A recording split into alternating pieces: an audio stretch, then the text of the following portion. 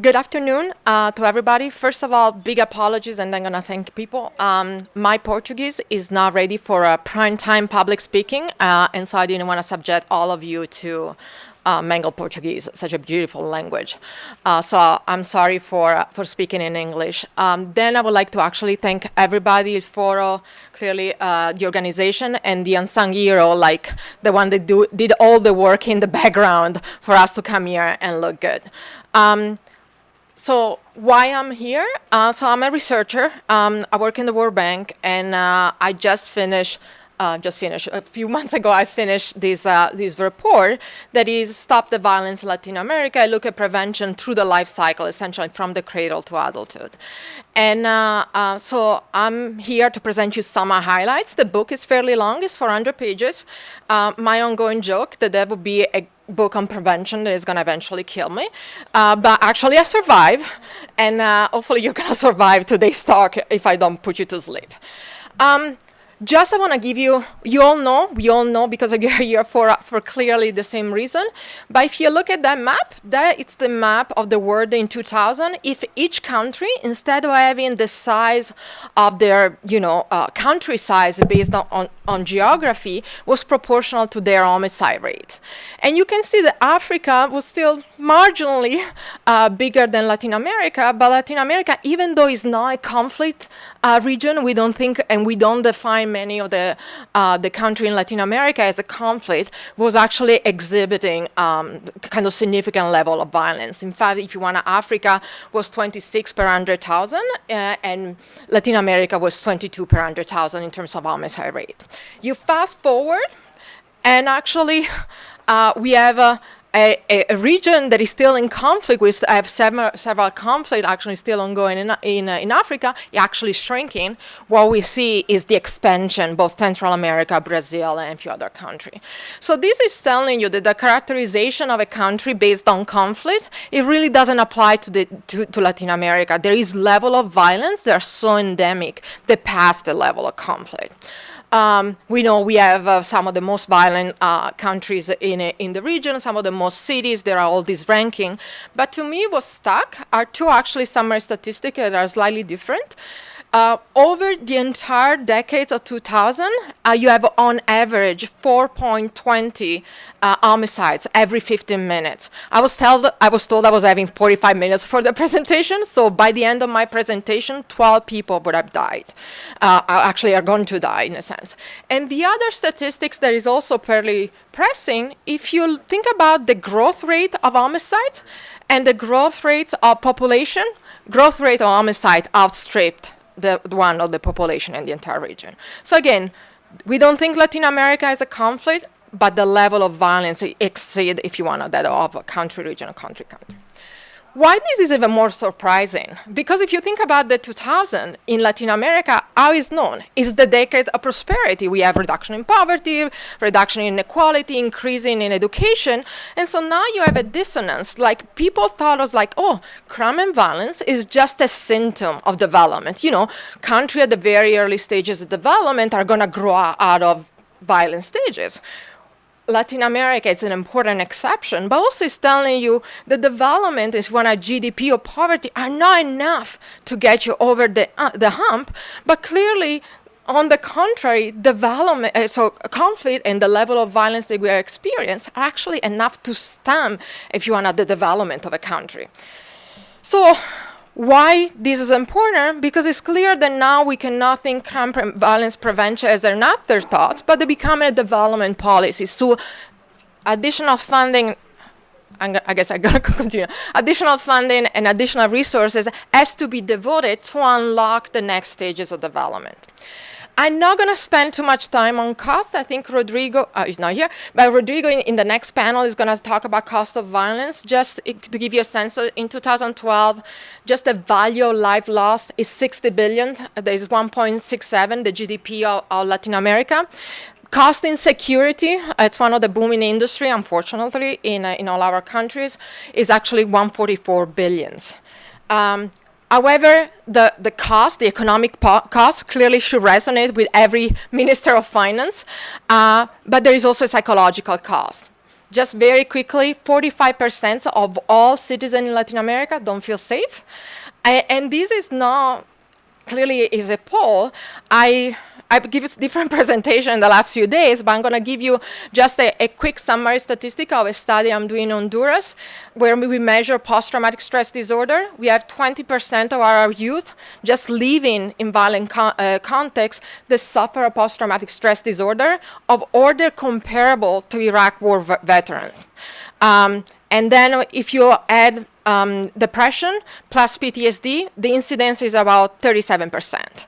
So there is a sense in which this cost of violence is not that I just don't feel safe. There is clearly implication.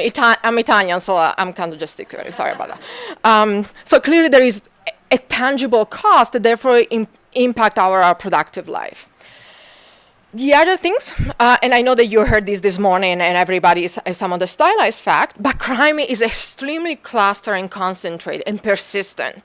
When you have data at the street level, of the neighbor level, you have the street segment accounts for 15 to 25% of street segment account for 60 to 75% of the violence, homicide actually in an entire city. I'm sure you heard this, 2% of municipality account for 50% of homicides in Brazil.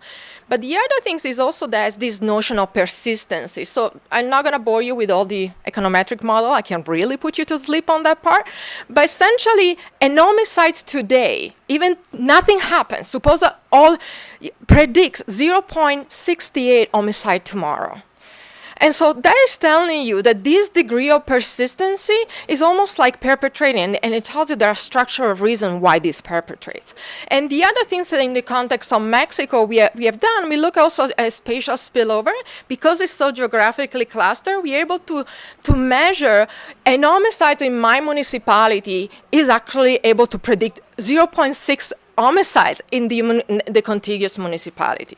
So again, think about this notion why crime is so difficult, because it's very clustered, it's very concentrated, and it's almost counterintuitive, because from a policy point of view, then it becomes clear, if we don't go where crime is, and at the level of the street segment, targeting has to be so specific, then becomes very difficult to actually essentially cure the entire body with a massive, injection of some antiviral, medicine, when instead you actually need to go at that level. And this is also from researcher, but for policymaker as well, is the notion of data. So why I say when data was available at the street segment, because I pretty much harass every single Department of Justice or institute that have data at the strict segment, because it's clear that when you study crime and violence, national statistics are great, but really don't get you that far. State are great, but really don't get you that far. You need to go at the municipality and at the strict segment level, and even having panel data of the individual. So lack of data, if you want, becomes not something that is fun for me to have data, but actually becomes a priority for policy. So very quickly, this is focus on the study and the framework. The study, again, is there are two things. When you come to actually discussion, somebody told me this when I was a little bit younger. When the more political and the more sensitive a topic is, the highest is the rigor that the policy and the evidence demands. Why? Because otherwise it's me debating your opinion with your opinion. So in the moment we focus on this study, rigorous evidence was our priority. And then what is the framework? And what is the notion? Do we focus only on evidence from Latin America? Can we borrow from developed countries? Turns out that if we focus on policy margin and not policy, then our menu of options expand. Why? Suppose I have something that works in the US, then in terms of education, or in terms of cognitive behavioral therapy, then becomes a policy margin. The implementation, how this translates in developing countries, it's a different story, but tells you there is a lever that you can actually use. Okay. So again, we think about an exportable policy margin. What is the framework? So the idea is, like, we always think sometimes these there is this ecological framework where a person is embedded in family, in school, in neighborhood, and in communities and bigger societies. But it's clear that the relevance of these stages, they're not all the same as you evolve through the life cycle. So your policy margin has to actually meet the time at which you are in your life cycle. So if you think about early prevention, what is the natural entry point? It's family. But as I progress through the life cycle to different life stages, then the natural entry point, if you want the cost benefit of which policy can yield return, changes over the life cycle. Part of the reason why I'm going very quickly is, and I'm going to slow down, is also because I want to allow clearly more time for discussion, but also I want to just give you the highlights again. I'm not going to be able to summarize the whole book. So from now on, we are going to actually give you some flavor of some of the policies and some of the evidence. And again, I'm not going to give you all the methodological background, but these are causal impact, are essentially these policy are able to say that their impact, rigorous causal impact, was this much. So the part that you have now seen is that both, if you want early aggression, as early as 2 or 3 years old, so disruptive behavior early in life, and family background are actually massively predictive of actually later in life antisocial behavior. Because crime and violence is not only clustered at the street segment, at the geographical level, but also in family and kind of entrenched condition, socioeconomic condition, and then predict later in life offending. So these are policies, they were not designed with in mind crime and violence prevention, but the researcher wanted to see, is there a return to start early on and then measure the impact 10 or 20 years after the outcome? So the first policy I wanted to highlight is actually this perinatal home visitation. And essentially is a 2 years nurse visitation from prenatal to postnatal. And then they don't do anything specific to crime and violence and just parenting, health advice. And then researchers follow these kids essentially 10 and then 18 years later. And so what you have is a 53% reduction for those that receive the treatment, so those that receive the policy, in arrest, and then 63% reduction in decline in probation. And the target population are extremely indigent and poor family living in violent neighbors in Michigan. So what are the main mechanisms? You say 20 years later, these things can make sense. Turns out the both shift in health condition of the mother from smoking even during pregnancy to even learning more pro-social and kind of less, strict parenting technique was able to actually unleash some of these dimension. And then, of course, this is Brazil has led the wave of early childhood development. You can ask me, all the investment that we have been doing in the last few years in terms of early childhood development, can they pay off? And the answer is yes, but. So I'm gonna say a lot of yes, but. Early childhood development program, they focus only on school readiness, actually don't seem to pay off that much. But if they focus on social emotional, or even in combination with school readiness, then you see this long-term effect. So again, this is another sentence I'm going to create. Not all policy with the same label are going to be created equal. So you need to really look into policy design and content to understand why something labeled ACD might work and reduce crime and violence, why it may not. So the next step, and this is why I'm giving you these, clearly early childhood development, early intervention simply means if you think about it, you think our policy from a crime prevention strategy, now you can start even before somebody's born. But from a politician point of view, you can tell me, so you're telling me that I need to wait 20 years or 30 per 100,000 homicide in Brazil before we see a reduction? And the answer is it's true. This is a long-term strategy, what we do with people right now. So now we pass to the second chapter of, if you want, our life cycle. And I know you see some version of this early this morning, but this is something that is called the age crime profile. This holds for all type of crimes, whether you're a victim or whether you're a perpetrator, the shape is essentially the same, whether you are in developing country, whether you're in developed countries. And essentially it's telling you the incidence of crime and incidence of victimization, it's fairly flat early on until you are 15, then grows exponential 15 to 19, and then it peaks at 24, 25 again, put a confidence interval around that, and then slowly decline. Again, what is the analogy? We thought early is concentrated in family, concentrated in street segment, but it's concentrated in a very specific age range. And why these are clearly chilling statistics, again, if you think about it, the homicide rate for lack is 24 per 100,000. If you look at male of age 20 to 25, it's actually 92 per 100,000. If you think about Brazil, the average for Brazil is 30. It's fourfold higher if you look to 20 to 24. These statistics are chilling because we are losing an entire generation of young people to essentially homicide. But what is the positive of this dimension? Is that once again, this is a targeting mechanism. We know when we can and should intervene if you wanted to avoid that exponential growth. Why this is happening? You can say, why that spike, is you can say teenage years, you can argue with your teen kids, doesn't mean they all become violent. There are actually structural reasons why this happen. It's not that teen people are all extremely violent, but there are two set of conditions. One is socioeconomic, and if you want to think about it, lessening parental control, you have school to work transition for some of these kids where they drop out or exit high school.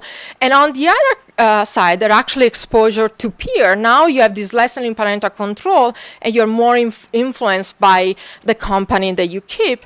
And this statement, again, I'm not going to go in detail, is a little bit more than common sense grounding, but it's actually if you do a functional MRI and you see kids playing risk game with a friend next to them or without a friend next to them, you see them engaging in higher risk and actually deriving more pleasure from being a risk taker. So it's telling you that this peer influence from a brain point of view operates different from youth. There is also a brain development part. And again, for some of you were in Sarah a few days ago, and I give probably 40 minutes only on this part, and I'm not going to bore you with that. But there is an imbalance. Biologically, the first part of the brain that develops is our fear impulse response. And to keep us alive, you want to first be scared and reactive, and then you want to think. But the brain development part, the part of the brain that develops and that controls, if you want emotional regulation, automatic response, impulse control, actually happen between 15 and the early 20s. This maps almost perfectly with that age crime profile. So what you have youth that are extremely hyper-reactive, especially if they live in context of violence. We talked about the PTSD and depression and be framed in a culture of violence. And on the other side, they don't have that part of the brain that kind of make them stop and think. Is it too late? Common wisdom says, well, by the time these kids are, committing crime, it's just too late. We should have intervened much earlier. And actually, I'm going to challenge that common wisdom, and I know, not me personally, the evidence and neurobiological evidence challenges this wisdom, because exactly that malleability, that imbalance that exposes these kids at a higher risk, it's what policymakers can exploit to say, this part is still changing, like was changing in early childhood development, and we say we need to do all this stuff about cognitive intervention. But now we can do a bunch of behavioral intervention that become critical to actually take advantage of this malleability. And again, this doesn't contradict early childhood development. It just says there are two phases that are complementary and they operate on different margins. Very quickly, what is school intervention? Does school matters? The answer is yes. Quantity and quality. Just increasing 1 year of education, it's able to reduce arrest between 17 to 30%. And if you compute that into a social benefit of kind of crime avoided, prison cost, and externality for others, that translates in today's billion, 2.15 billions. So again, all this intervention, even though prima facie feels like very, very expensive, or like, how do I keep all this new generation of people in school? They actually have very high returns. Small caveat, when you keep high-risk youth in school for a longer period of time, you may want to think also anti-bullying or anti-conflict or de-escalation of conflict in school, because it's more likely they're going to get into fight in school. One important notion, this is not incapacitation. So it's not that I'm keeping these kids busy so they're not in the streets. Most of the effects are actually coming from improving the self-controls, better peer, and association with positive and pro-social adults. I'm gonna skip that. But then I'm saying, if the chief mechanism is this behavioral angle, this behavioral key, why instead of just sending kids only to school to learn math, history, and a bunch of other stuff, we don't target them directly at this age with other type of behavioral intervention? Luke is gonna speak more about this. The point is like, if we target this soft skill, is there a promise? Are these still malleable? And actually there is extremely recent rigorous evidence that says yes, and there are high return. Sure, you have heard more or less that becoming a man that is rethinking the thinking is very much training kids to recognize their cognitive bias and slow down their automatic response. It lasted for a year school or 2 years, once a week. Just to give you a sense, that gives you 12% reduction in arrest in extremely violent neighborhood in Chicago. Some of the level of violence in Chicago is 90 per 100,000. So it's not that you are comparing apples of oranges in terms of crime. And then increased graduation rates. So it's clear that we are kind of hitting the jackpot because now we have the additional investment in education. And depending on the type of crime that you're considering, the cost-benefit effectiveness is 3 to 1. So benefit, to cost ratio is 3 to 1 or 31 to 1. So even for expensive and intensive, if you want intervention, it's clear there is a high return. Again, what doesn't seem to work with youth? And again, this is not only my evidence. This is what is the scientific evidence. In general, the get tough approach actually seems to turn youth not have effect or turn youth into more violent. So there is a very odd intervention that is called scare straight, and essentially scaring youth into discipline or giving them a boot camp military style into discipline. The scare straight in particular actually expose kids that are not offender. They let them spend nights in jails. And these are kids from youth or kids from disadvantaged neighborhoods that probably are affiliated or some loose affiliation with street gangs. Turns out that scare straight program actually increase violence. Why? Because it becomes a badge of honor. I'm the cool kids. I know I'm tough enough to deal with essentially with prison, and some actually don't seem to have an effect. The other two mechanisms specific to youth, general deterrence and specific deterrence. General deterrence is, if you want, is the prevention from reacting to a parameter of the justice system. So suppose I change the severity of punishment for some of these kids, do they respond? Remember, these are kids that don't compute very well cost benefit, they're hyper-reactive, and they don't seem to respond. All because they're not aware or because underestimate the probability they're going to be affected. In terms of specific deterrence, and this is some that is coming out in the last probably 5 to 6 years, if you look at youth entering in prison, the harsher is the prison condition, the more likely is they're going to recidivate early and for a more serious crime offending. So if we don't take the opportunity of, if you want to, the first time offend as a moment of rehabilitation, that what these kids build is not human capital to become a pro-social citizen, but it's actually criminal capital. The points to actually an important entry margin that maybe is underexploited. A clarification on this doesn't mean that we don't need institution, that we don't need accountability, but just that we can be smarter within the context of the justice system to make sure that we reduce lifetime of crime. The other things I said, well, these kids, and in general crime, is all irrational. So can I set parameters in the labor market, in terms of income, so in terms of the justice system, and there is a payoff? And the answer is yes, because even though crime and violence is perpetrated by youth, they seem to not respond perfectly, but they do respond. The first thing that I would like to actually call into question is the notion that one, labor market and crime are mutually exclusive. That means if I have a job, I'm never going to be into crime. If I have a good job and a good quality job, then I might give up crime. That's what it says, that not all jobs are created equally in terms of prevention strategy. It has to be the good quality jobs. It has to be the one that allow me a developmental skill, a progression, and possibly a formality. What very often happens actually is that some of the kids that drop out, enter very low paying job, unstable attachment to the labor market, and then they have in this lifetime a low quality peer and a low income steadiness, and that they need to complement. Why I say the crime and violence and essentially labor market are not substitute, was able to get data of all perpetrators from Mexico, and also the labor market condition when they enter prison.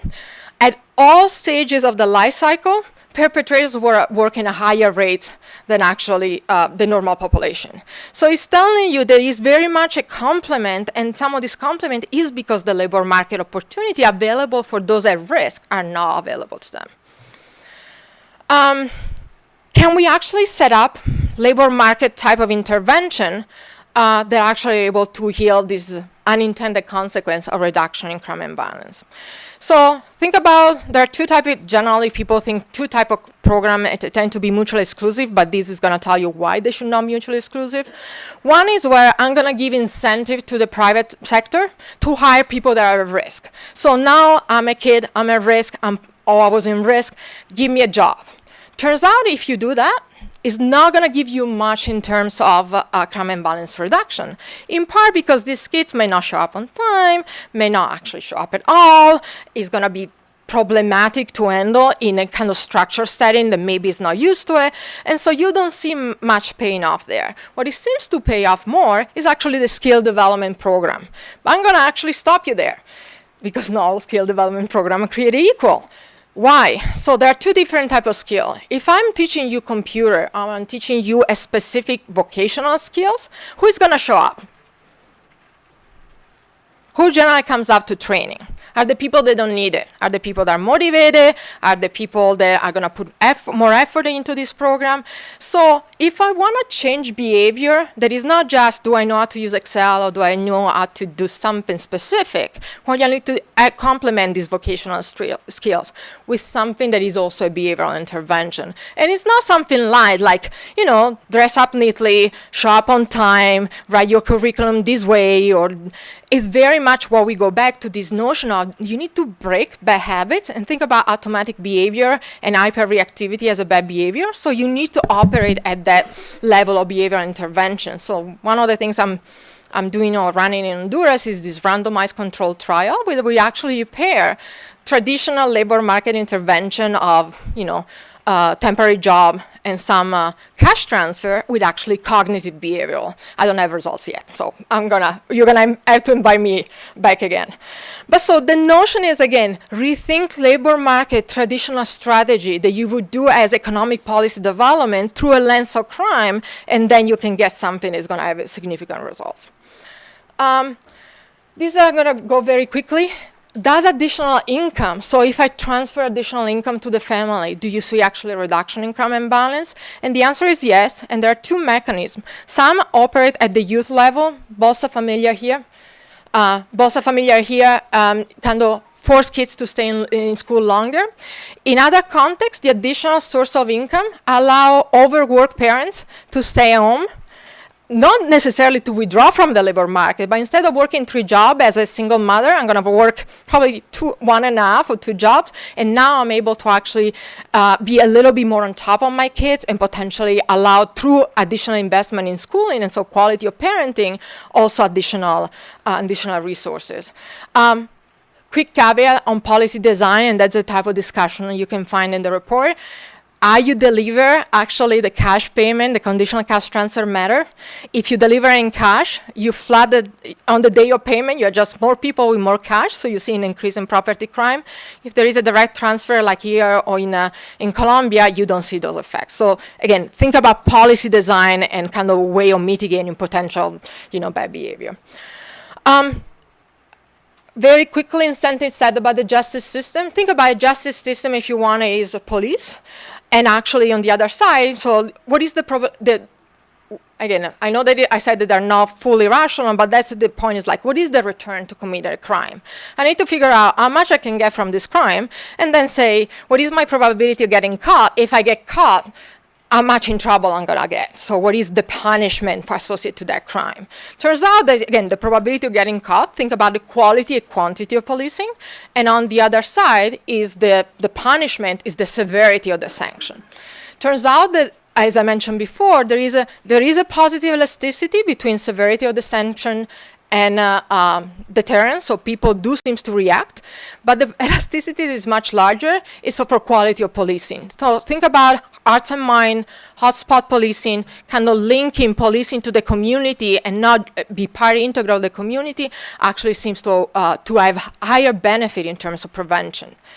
And in general, so the recommendation in terms of efficiency is like, if you need to choose one parameter or the other, seems like certain, so very good policing, where good is defined in quantity and quality of policing, they're able to actually connect with some of this community, and kind of shorter term punishment seems to maximize the efficiency of the justice system in terms of preventing crime. Again, I have probably negative 2 minutes left. Just some closing remark to summarize this. Prevention can never start too early, can never start too late. We see that essentially even later in life for youth, there are actually some policy margins that are extremely effective and reduce some of this crime and violence. But again, don't forget they can also start very early. But also it can never be too comprehensive. And what I mean by this doesn't mean like policy has to do everything. So the kitchen sink and the Christmas tree of the policy, but there are so many interdependency between different policy intervention that you may want to think to how to harness this interdependence and enter a different point of the policy cycle. Now, I don't know if there is anybody that holds the purse and the budget. Does it mean rethinking and changing completely our crime prevention strategy? The answer is no. Yes, you may have to modify some policy intervention, but again, if you rethink, most of what we are doing has the potential to become a crime and violence policy. So you can actually have specific entry point with some, think about adding behavioral intervention to labor market intervention or be part of school program, then becomes a relatively easy fix that doesn't require a complete new set of strategy. The other part is that prevention is not only possible, but it's also cost effective. I kind of sprinkle some numbers here and there, but the point is like some of these interventions, they tend to be relatively low cost. Even the one like cognitive behavioral therapy, And so there is a sense in which you can really get a lot of miles for actually making this investment before we see them, and again, that means when they're in prison, when they're getting caught, and you're dealing with tertiary prevention. Again, all this discussion, and I'm sorry for being a little bit rushed, and we don't have time to get into detail, is not mutually exclusive to the importance and the quality or legitimacy of the institution. That's actually a critical matter. Again, we don't have time to get into it. The two is highly complementary. So again, think about more as complementarity rather than substitute throughout the talk. And I'm done.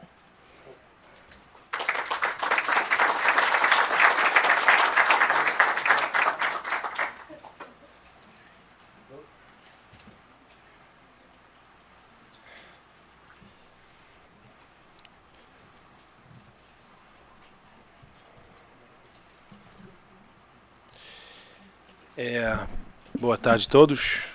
Obrigado, Léo. Muito bom ver todas essas estatísticas e pensamentos num local só. Não só seja interessante, como vai ser uma coisa bastante útil para a nossa metodologia vir avançando. Eu estou aqui hoje para falar um pouquinho sobre Luta pela Paz, uma organização que eu fundei 18 anos atrás, no Rio de Janeiro, no Complexo da Maré, com foco principal de prevenção de violência e criar uma maneira de trabalhar com jovens que já estavam envolvidos com crime, que estavam querendo sair, que a gente poderia ajudar de sair. Eu queria começar, se eu posso, com um vídeo que foi terminado hoje de manhã, depois de uma longa filmagem, e por isso que eu queria pedir desculpa, porque na verdade quem está apresentando esse vídeo são dois jovens da nossa Academia de Londres. E a gente tem uma versão com dois jovens do Complexo da Maré apresentando, como nós temos uma política de liderança juvenil em que os jovens que apresentam o trabalho não só a equipe. Então está legendada, mas está em inglês. Então desculpe por isso, mas é só 2 minutos. Eu achei que talvez explica bem como nós trabalhamos.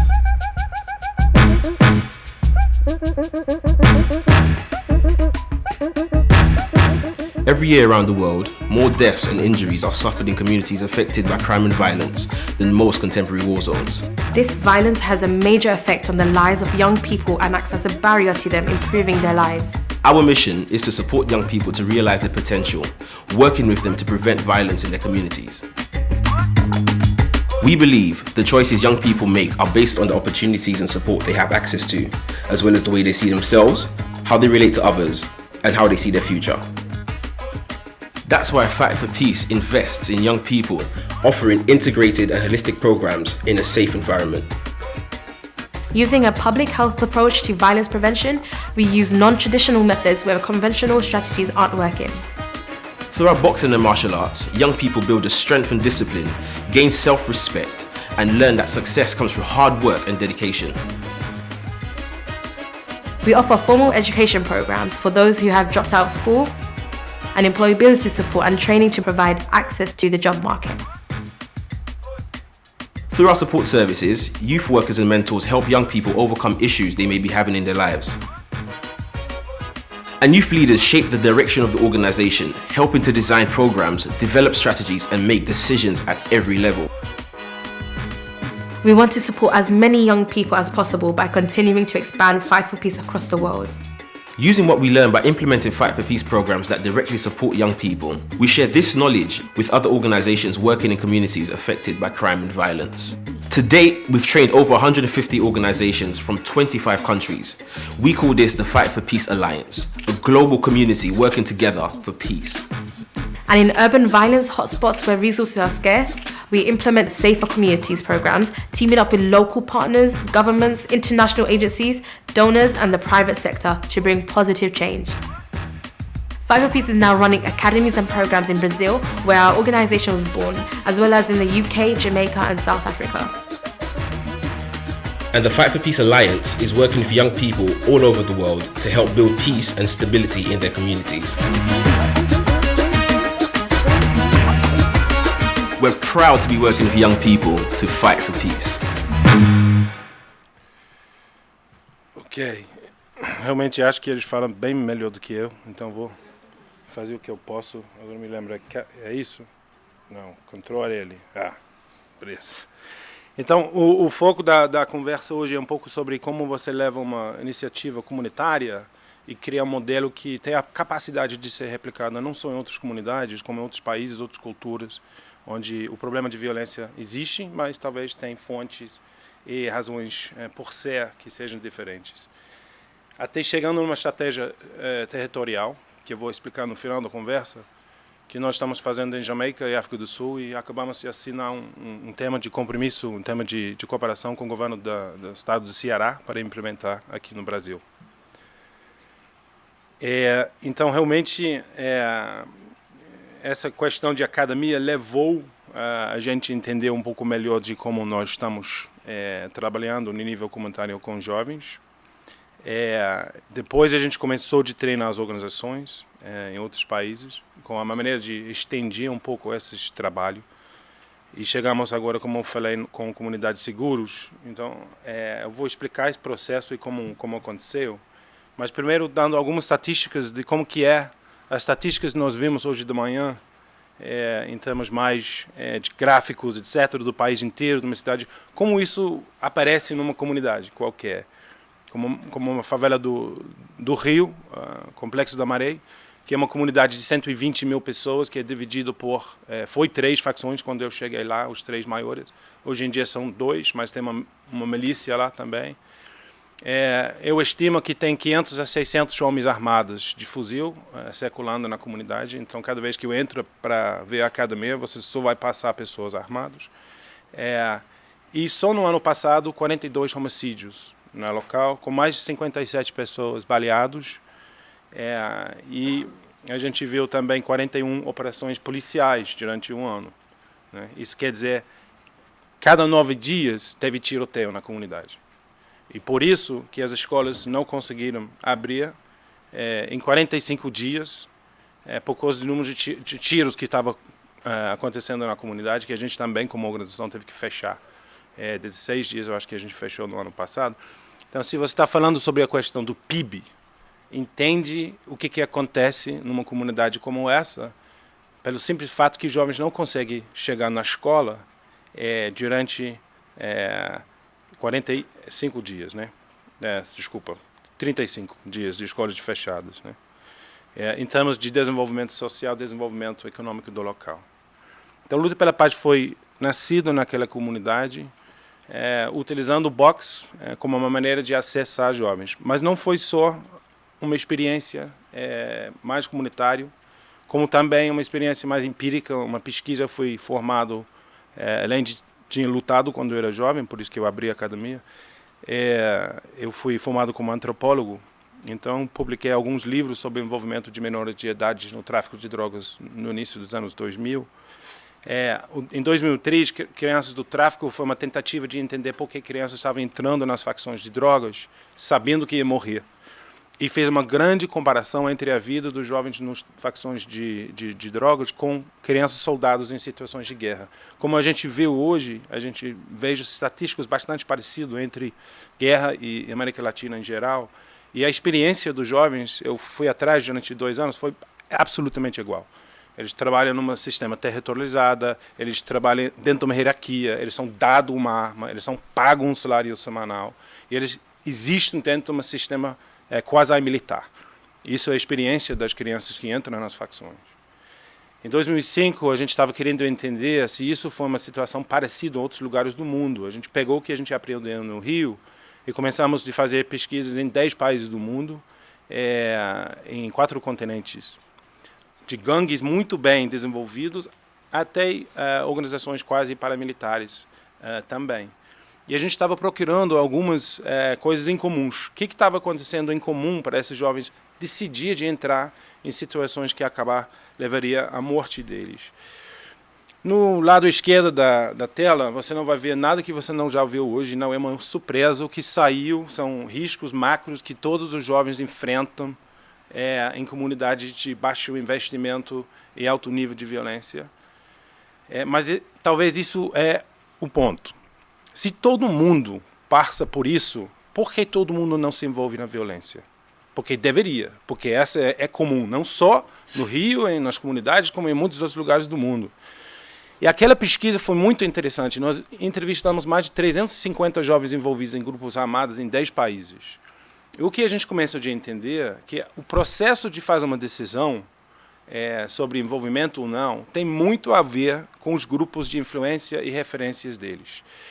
E se eles estão faltando estruturas efetivas de apoio, outros acabam substituindo, ou de alguma maneira ficando no lugar, e isso acaba sendo uma decisão.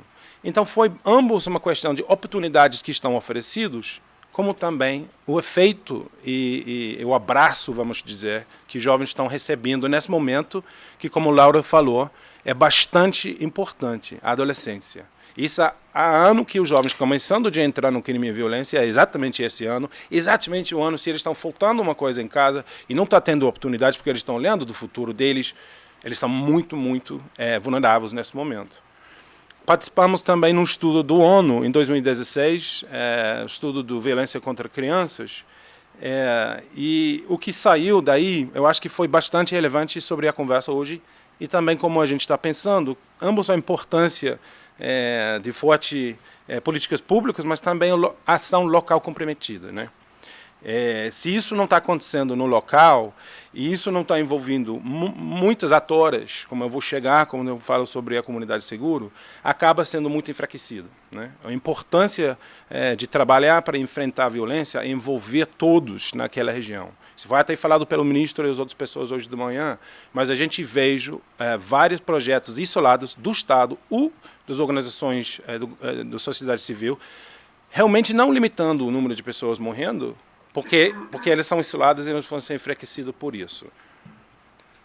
Então nós temos 2 academias. A primeira construímos lá na Maré em 2003 ou 2005, não me lembro exatamente.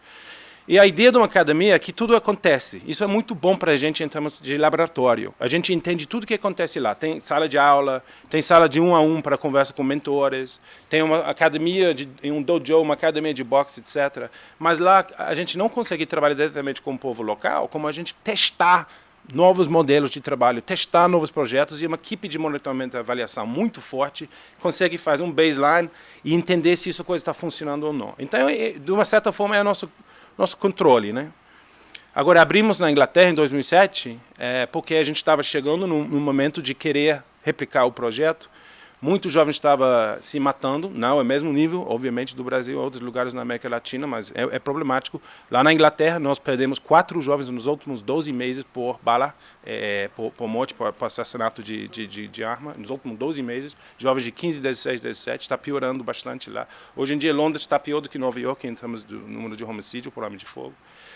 Então, a gente estava querendo testar o modelo. Sei lá que a gente consegue tirar o modelo de uma comunidade do Rio, que foi criado junto com a população local, junto com os jovens locais, e implementar isso em um outro país, pelo mesmo foco, porque se a gente consegue fazer isso, nós temos alguma coisa.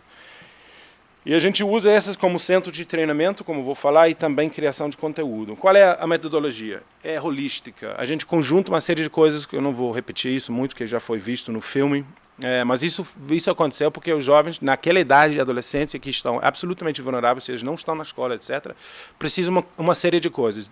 Além do fato que programas isolados sempre vão ser limitados, programas que focam em uma coisa só, seja educação, seja empregabilidade, ou seja, qualquer outra coisa específica, vão ser mais limitados. A gente aprendeu isso muitos anos atrás, então a gente junta essas coisas, e o projeto acaba sendo diferenciado para todo mundo que entra. Um jovem pode ser uma experiência, outro jovem tem outra, dependendo da necessidade de cada uma. E nossos valores são absolutamente fundamentais. Você falou sobre soft skills. A gente cria uma cultura, e essa criação de cultura é muito importante, porque quando um jovem entra e se sente como são os valores de comportamento lá dentro, isso realmente repete e acaba sendo mudando. Mas a gente também trabalha nos 3 níveis. Isso eu não vejo muitos outros projetos fazendo. Nós temos jovens saindo do crime, e jovens que foram realmente gerentes de tráfico, como eu vou falar, caras muito envolvidos nesse nível, que estão saindo daquela vida, no mesmo prédio de jovens que nunca se envolveu com crime e nunca vão se envolver no crime. Vamos lembrar isso. 1 a 3% dos jovens de uma comunidade qualquer se envolvem na crime e violência. 97% não se envolvem, mas todo mundo é tratado como se fosse. Então, a gente tem programas em nossos prédios diferenciados para públicos diferenciados. Então, prevenção primária, secundária e terciária. Um exemplo de um projeto terciária que a gente está fazendo ainda, que a gente fez e foi em parceria com a Faculdade de Cândido Mendes, que fez um baseline study, né, durante 3 anos, para a gente realmente checar o que estava acontecendo. Nós trabalhamos com 42 jovens adultos, 18 anos a 39 anos de idade, que estavam saindo do 3º comando ou do comando vermelho. Voluntariamente. A gente falou, quem quer sair desse mundo? Por quê? Porque o PP foi anunciado que estava chegando. Aí, de repente, todos os caras que estavam querendo sair daquele mundo estavam procurando uma saída. Nossa, que janela de possibilidade, né? Uma janela enorme para a gente. E eu acho que o Estado deveria pensar dessa forma, porque se o Estado começa a chegar em comunidades que estão dominadas por crime e realmente leva a sério, como estava acontecendo naquela época, tem que oferecer uma maneira para as pessoas sair. É muito parecido com o FARC. Nós estamos falando de 18 mil pessoas da FARC que estão saindo da guerra. Sabe quantas pessoas a gente estima no Rio de Janeiro que estão armadas e nessa batalha? Mesmo número. Quase exatamente o mesmo número. Eles estão conseguindo que os caras estão voluntariamente saindo, e esse foi um programa para uma tentativa. Vamos ver quem quer sair, de fato. Mas só que teve regras muito sérias, e eu pessoalmente expulsei 5 que não seguiram as regras. Então a regra foi a seguinte, a gente vai oferecer essas coisas, educação, empregabilidade, um mentor, que acabou sendo muito importante. A gente vai oferecer uma série de apoios e até um salário, a gente paga um salário mínimo durante o primeiro 3 meses, que foi para 6 meses. Se eles conseguirem um emprego e eles conseguirem terminar seus estudos. Mas a gente fez um contrato. Eu vou te oferecer isso, o que você vai me dar? E ele vai escrever pontualidade, respeito, não vou me envolver mais em crime, não vou andar armada, etc, etc. E a gente teve uma advogada, a gente assina, todo mundo assinamos, a gente entendeu as regras do jogo. Para que quando foi para mim dizer para 5 mais ou menos, que a gente ouviu na comunidade não estava jogando pelas regras, foram expulsos sem problema nenhum. A gente falou, tchau, é a hora para sair. Mas prevenção terciária é tão importante no Brasil e é aceito nos Estados Unidos, e é aceito em muitos países da Europa, e é aceito em outros países da América Latina, mas aqui não é aceito. Então nós temos um grande problema, porque muitos jovens estão precisando sair desse mundo, mas eu acho que tem um grande medo de como trabalhar e um grande pensamento que a melhor maneira que você enfrenta essa questão é através da repressão. E como nós vemos as estatísticas hoje de manhã da Lora e muitos outros também do IPE, etc., não funciona. Então isso não é uma questão moral, é uma questão de o que dá certo. Nós vimos 83% em 3 anos desses 42 meninos, ou jovens adultos, conseguiram um emprego formal. 67% concluíram o ensino fundamental, ou ensino médio, e 61% naquele período não reafindaram, não voltaram para crime. Aí a ideia desse projeto foi que ele virasse uma política pública. Isso foi nosso pensamento.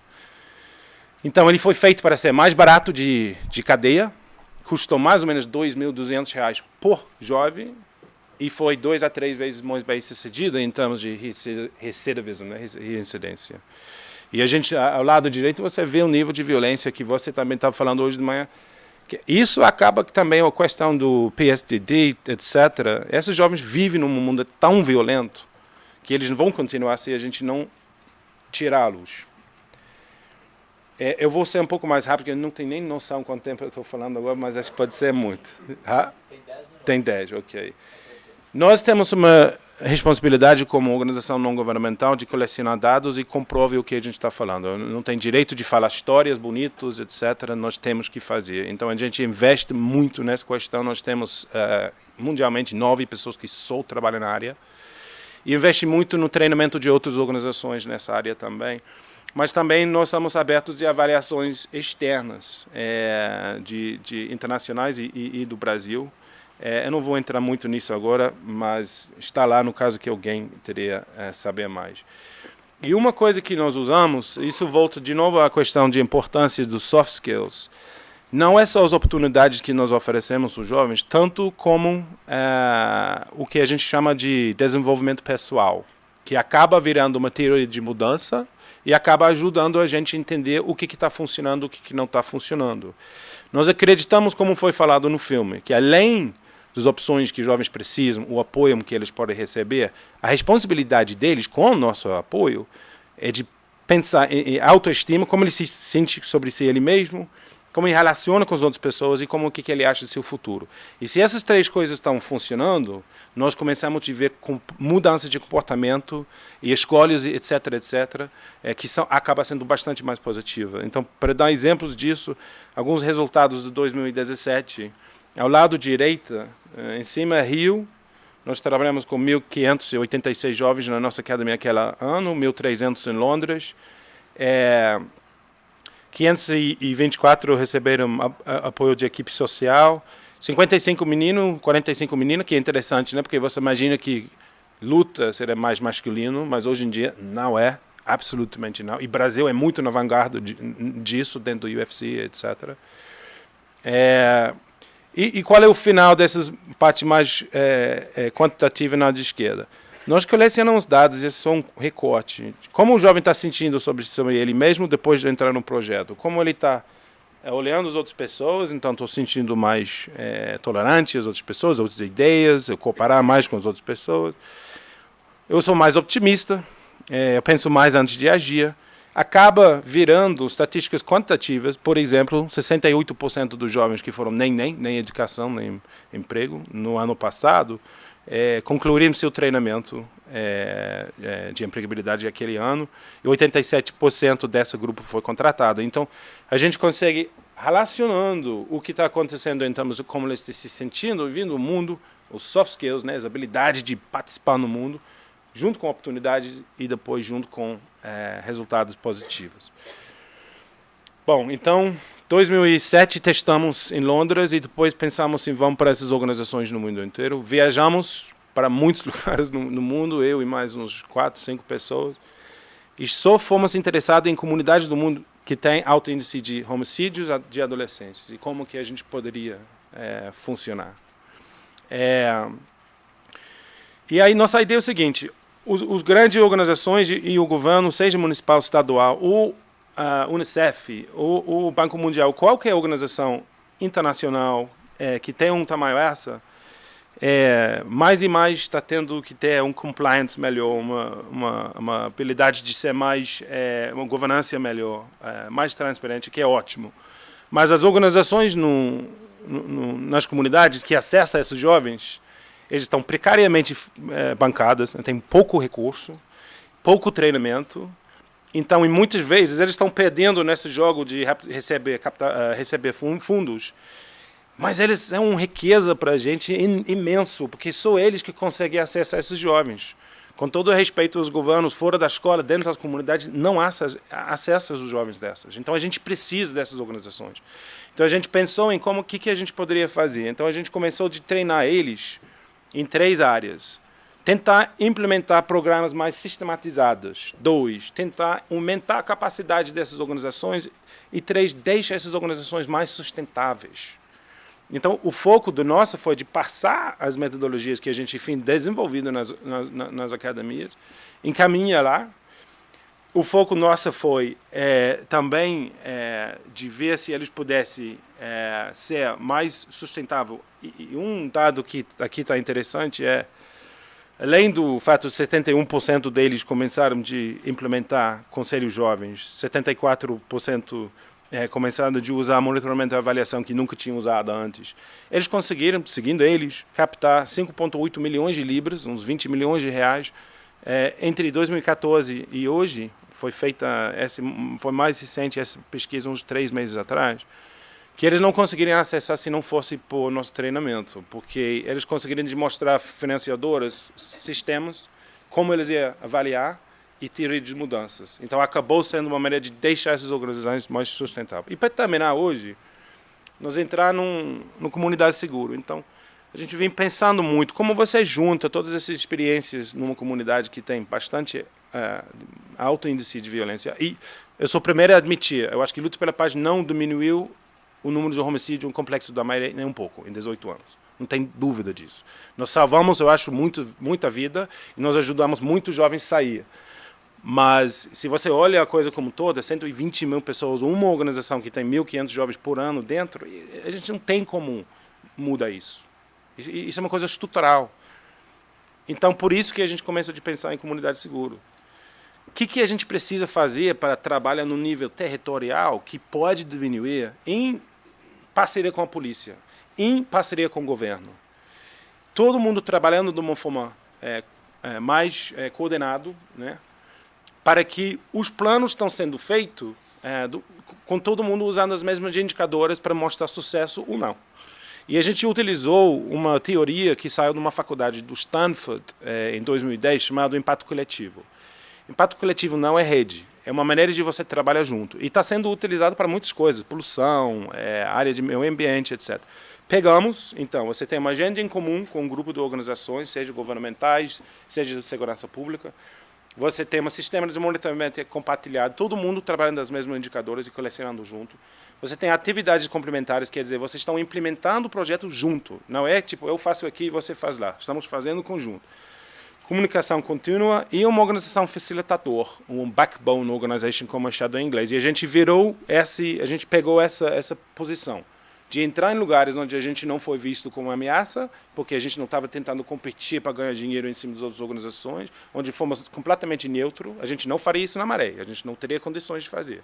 Mas na Jamaica e na África do Sul, onde a gente entrou, a gente conseguiu chegar de fora e negociar com o Ministério da Segurança Nacional, envolver a polícia, envolver as organizações locais, etc. E seja aquela neutro que não tem pretensão de ficar. Vai ficar lá 3 a 5 anos e quando está funcionando vai cair fora.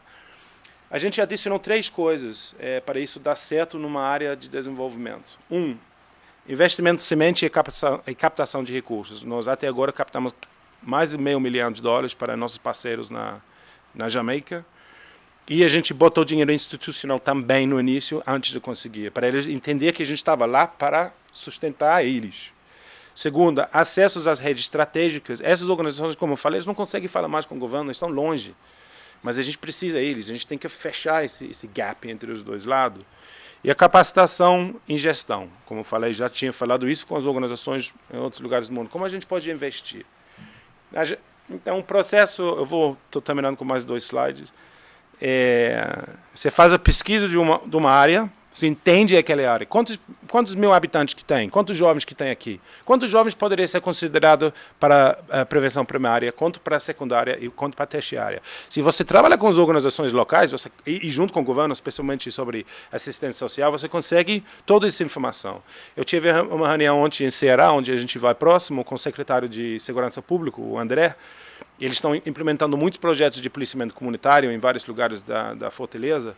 E juntando informações com eles, com as organizações comunitárias, a gente consegue mapear a comunidade toda. Quantos jovens estão lá? Quais os projetos que eles precisam? Como a gente vai implementar conjunto?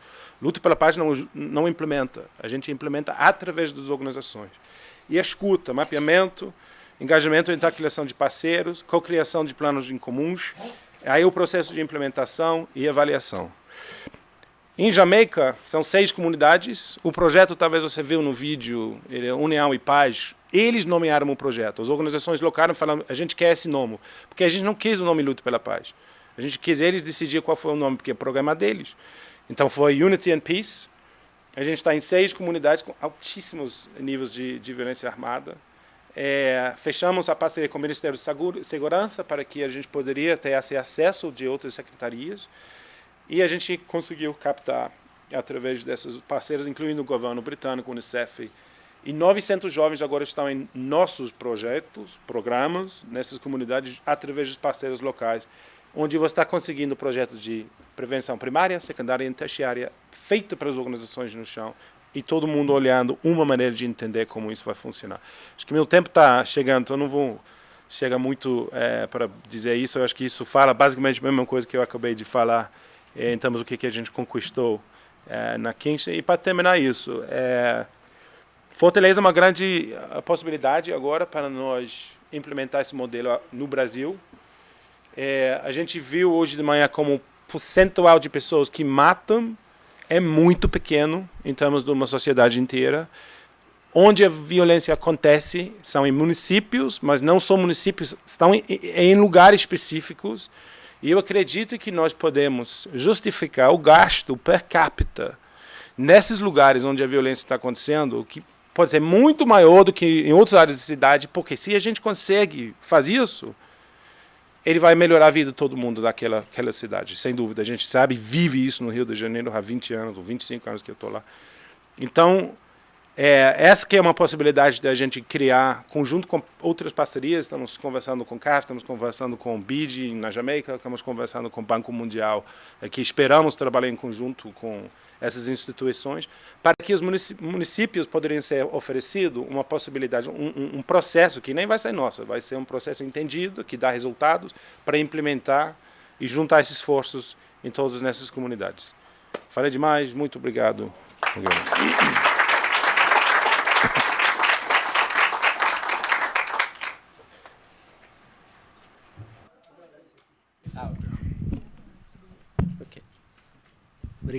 Obrigado, Daniel.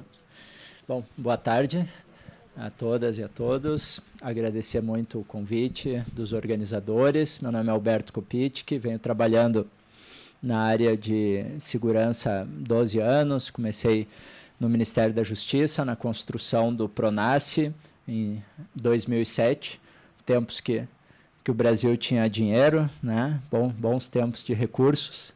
E depois tive uma oportunidade como secretário municipal de segurança em Canoas, onde implantamos uma experiência importante, com alguns resultados positivos de redução de violência.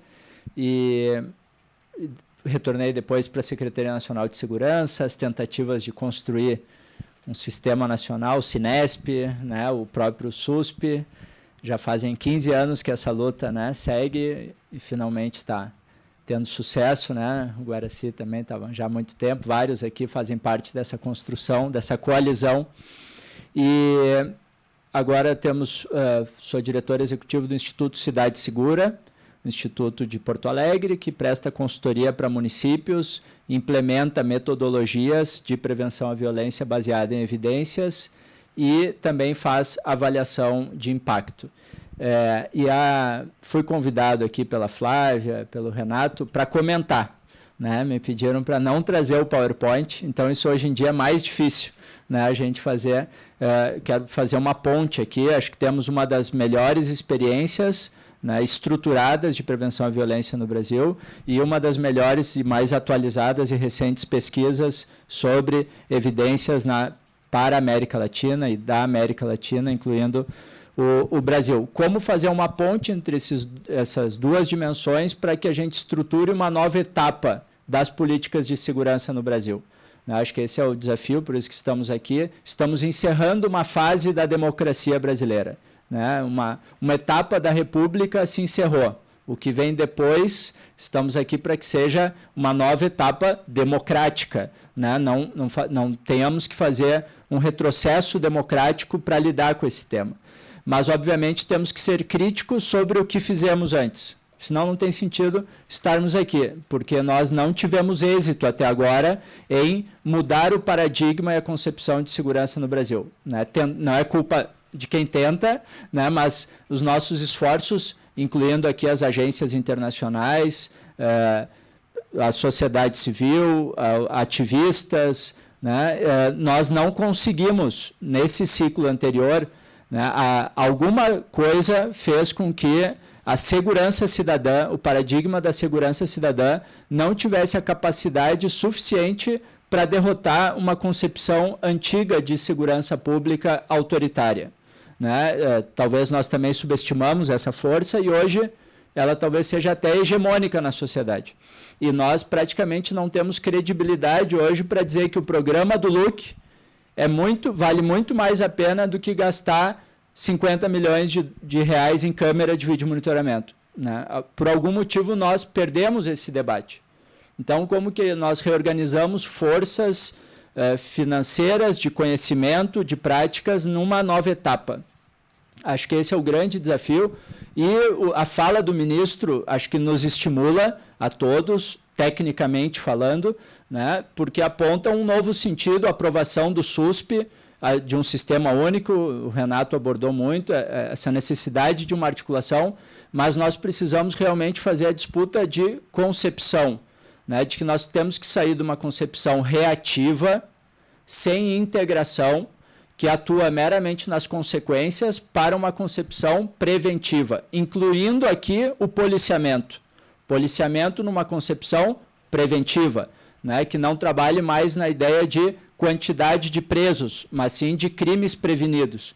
E isso ainda é um grande desafio. Né? E eu acho que nós temos como referência para esse momento do governo federal, Daniel tem trabalhado muito isso, talvez o relatório da Academia Nacional de Ciências Americanas dos Estados Unidos, de 1977, que é um marco para a segurança pública baseada em evidências, quando o governo americano pede para a Academia Nacional, que sempre foi uma balizadora para que as políticas sejam realmente orientadas com base em ciência e não em ideologias nem crenças. Portanto, acho que isso é muito útil para o Brasil, para nós, eu vou usar um termo, né, um pouco forte, desideologizarmos o debate, né, e partirmos para um diálogo técnico, científico da área.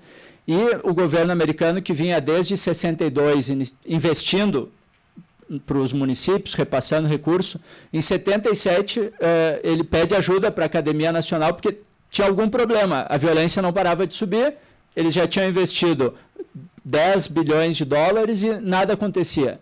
E a Academia faz um relatório que poderia ser copiado e colado para hoje, e diz o seguinte, para o governo federal: parem de financiar projetos e produzam conhecimento.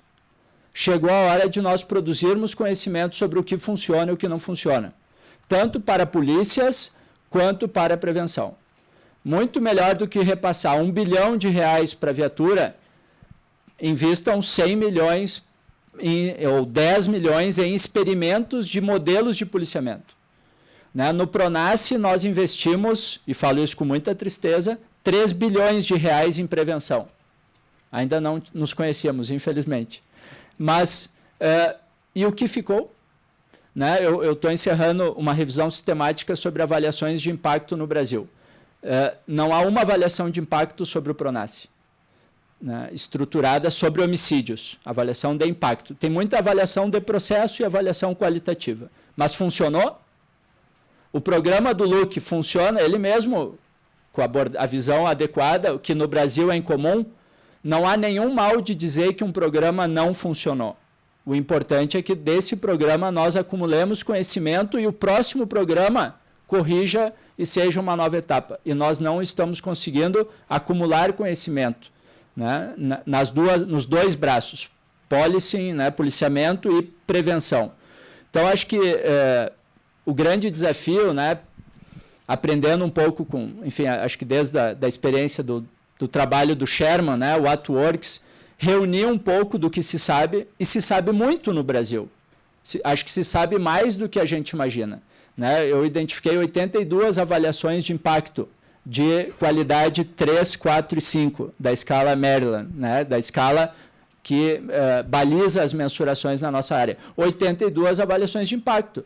Não são as 525 que o Sherman achou em 97 nos Estados Unidos, mas já é alguma coisa. Né? Muitas do Daniel, muitas são 18 avaliações de impacto sobre o Estatuto do Desarmamento. Sim, nós sabemos o que funciona sobre o desarmamento ou não. Todas deram no mesmo sentido.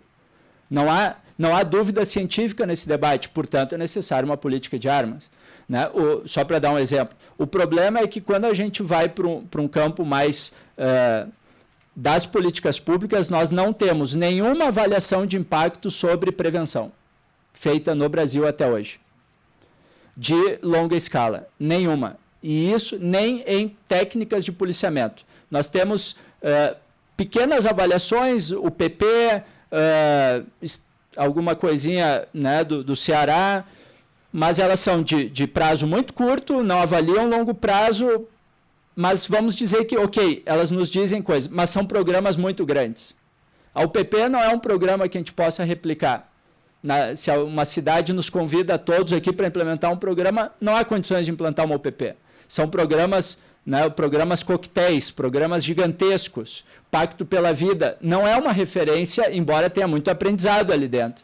Mas nós não vamos ter mais o governador Eduardo Campos, aquelas condições políticas, não vai ter. O que foi feito no Pacto pela Vida é que a gente pode pensar exatamente para replicar. É o aumento da eficiência da investigação de homicídios? Então é isso que reduz o homicídio. Né? Então, só que na prevenção, eu acho que o desafio é ainda maior. Se no policiamento é muito grande mudar a concepção, sair da concepção reativa, né? Porque o paradigma militar ele pesa ainda muito. Especificamente, quando a gente fala militar, não é no sentido de violência policial, isso também, mas no sentido de a concepção militar necessita de ocupação de território de grande escala. Né? Ela requer alto poder de Estado, e o Brasil não consegue sair dessa retórica política. Né? E é o que a população pede. Para a gente conseguir deslocar isso, nós vamos ter que mostrar que o paradigma da prevenção funciona. E nós, até agora, não produzimos conhecimento de que funciona. E para isso não preciso projetos, acho que esse é o desafio para agências de financiamento. Olha, quem sou eu para estar comentando, mas, em todo caso, aliás, não sou eu que digo, né? Acho que isso tem vários autores pesquisando e fazendo essas recomendações em nível mundial. Né? O Farrington, o Weisburg, Cynthia Lum, tantos outros autores em nível mundial dizendo para as agências de financiamento: financiem menos projetos grandes e mais desenhos experimentais que produzam conhecimento. Isso muda um paradigma. Né? Então, acho que esse é um bom desafio, né? E em 3 níveis, quando a gente está trabalhando conhecimento baseado em evidências. Institucionalização desse conhecimento. Então, nós precisamos, no nível federal, alguém controla meu horário, já que eu controlei o deles. Em nível federal, né? Acho que o SUS, que é uma grande experiência do nosso país, nós temos com o que aprender, né? Talvez um dos melhores modelos, né, de políticas públicas do mundo. O SUS, desde 2012, tem uma Câmara Técnica de Análise de Evidências. Toda a tecnologia do SUS, tecnologia aqui não é câmera, né? Na nossa área, tecnologia são aparatos tecnológicos. Estamos falando aqui tecnologias sociais, qualquer ação, ela tem que ter comprovação de financiamento, de eficiência para receber financiamento. Senão, não recebe financiamento do SUS. Seja, claro, remédio, mas qualquer outro modelo, inclusive de prevenção primária, de saúde da família, se não tiver evidência científica, não recebe financiamento e pronto. Então, essa Câmara Temática, a Inglaterra tem, dentro do Police College, né, que é dirigido pelo Sherman, eles têm, então, hoje, um centro baseado em evidências, que o governo federal inglês, que investe muito em segurança, né, as taxas de violência são, eu sei que são ruins, só estou brincando com as nossas, são horrorosas lá, né? Investem muitíssimo mais que nós, e também em controle policial e tantas outras coisas, mas o governo federal inglês só financia, faz os repasses, eles financiam 1/3 das polícias, né, desde 1856, nós estamos um pouquinho atrasados. Eles começaram a estruturação do modelo federal, né, quando o rei mandou inspecionar as polícias que tinham sido criadas em 1829, viu que estava uma bagunça e disse o seguinte, nós só vamos continuar financiando se vocês se organizarem. Né? E hoje a Inglaterra só financia para as polícias se elas comprovarem que estão aplicando metodologias de policiamento baseado em evidências e só financia os programas educacionais de prevenção se tiver comprovação. Né? Nos Estados Unidos, a gente teria o Blueprints Program, que já avaliou 15 mil projetos de prevenção. 15 mil. Só 3% funcionaram. Isso é importante. O desafio é gigantesco nosso. Né? E hoje, os estados e municípios e o governo federal americano só financiam programas certificados. Senão, não há financiamento. Né? Então, quem sabe a gente também precisaria, o governo federal, estruturar o seu centro baseado em evidências, só financiar quem tivesse essas certificações ou induzir isso, e as agências de financiamento também. Estado, queres dólar, me dê evidências. Né? Nós precisamos que estruture, que traga resultados baseados em evidência. Então, isso na parte de institucionalização. O segundo braço de evidências é a absorção de evidências. Os nossos policiais precisam entender do que nós estamos falando. Os nossos assistentes sociais precisam entender. Os nossos professores de sala de aula precisam entender que quando a gente está falando de socioemocional, existem evidências científicas para isso. Né? O cognitivo comportamental. Então, a gente precisa abrir a mente, como a gente diria aqui no Brasil, para isso. Isso é formação. Então, por exemplo, uma agência internacional, na hora de financiar um Estado, por que não dizer o seguinte, eu financio, mas você adiciona a concepção baseada em evidências na formação dos seus policiais. Reestrutura a grade de formação dos seus soldados. É uma parceria baseada, né, em evidências para que a gente possa mudar a cultura, além da Academia Nacional de Segurança, que também passe a produzir líderes. A gente tem que fazer a formação de baixo para cima e formar líderes, porque sem líder não há mudança organizacional. Né? Então, talvez esse seja o papel do governo federal, formar líderes. Né? E o terceiro nível, que é a produção da evidência, institucionalizar, absorver e produzir esse conhecimento com projetos menores. Olha o que eu estou dizendo aqui, né? Parece contraditório, mas não é. Nós não precisamos de projetos tão grandes, tão caros, que ao final não tem replicabilidade. Nós precisamos de projetos de pequena escala. Acho que aqui é um conceito que a saúde usa muito, tecnologias pesadas ou tecnologias leves. Nós precisamos mais tecnologias leves. Grandes centros de juventude não têm sustentabilidade política, porque nós não temos continuidade das políticas e nós não temos capacidade de custeio no Brasil de longo prazo. Por isso que a gente precisa tecnologias mais leves, mais baratas, que não tenha que construir nem um tijolo novo. Acho que isso é um aprendizado desses últimos 20 anos, onde tem que colocar tijolo. E vou dar um exemplo. O sucesso do Lute pela Paz não é a academia, o prédio, é a metodologia que eles têm lá dentro, é que tornou eles um diferencial. E o que a gente precisa é replicar a metodologia do Lute pela Paz para difundir, seja, encerrando, na prevenção primária, né? Por exemplo, nós sabemos em nível internacional que formar mães durante a gravidez, mães e pais, ou na primeira infância, né, isso interrompe a carga alostática, ou o que os economistas chamam de inércia do crime. Né? O crime está programado. A próxima geração, infelizmente, está programada. Como desprogramar isso? No Rio, nós estamos lidando hoje, no ensino infantil, né, nós estamos trabalhando em Niterói também, as professoras, Niterói universalizou o ensino infantil. As professoras não conseguem mais dar aula no ensino infantil, 5 anos, porque as crianças ameaçam de morte, vou te matar, sua isso, sua aquilo, agressão generalizada na creche, como a gente dizia antigamente. Como desprograma isso? Nós precisamos ferramenta técnica de um vasto, de outras áreas de conhecimento para produzir essa política de forma leve e barata.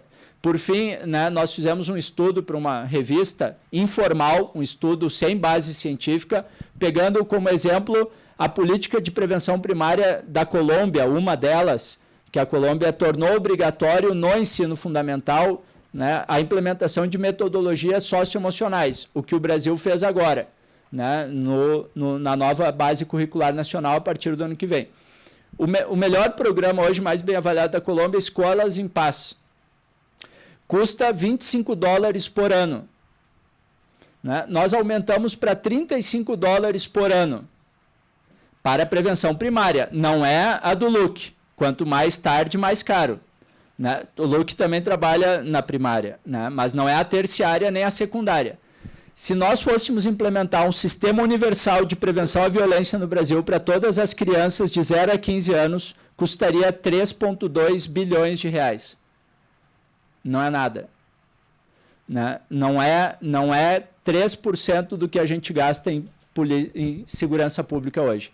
Então, tem como fazer, desde que se gaste em projetos baseados em evidência. E se vá acumulando um conhecimento, né, ao longo do período. Então, acho que é fundamental trazer isso para a prática. Evidência hoje ainda está fora da nossa realidade. Quando a gente fala isso, parece que a gente está falando javanês. Né? A gente implementa um pouco, a única coisa que ficou é gestão baseada em resultado nos estados, pegou um pouco, graças ao esforço aqui da sociedade civil. O resto, né, nada pegou até agora. Né? Então, porque nós também não temos levado isso tão a sério. A gente faz muita coisa e fazemos pouca coisa baseada ou produzimos pouca sistematização. Então, acho que esse é um grande desafio para o próximo período. Vamos às perguntas? Pode ser?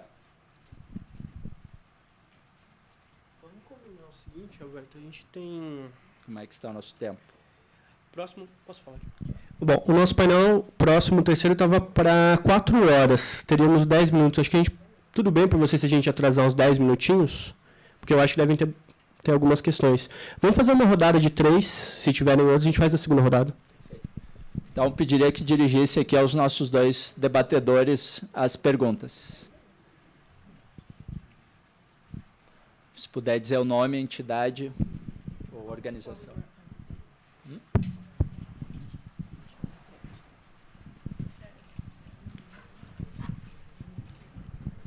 Boa tarde a todos, a todas e a todos. Né?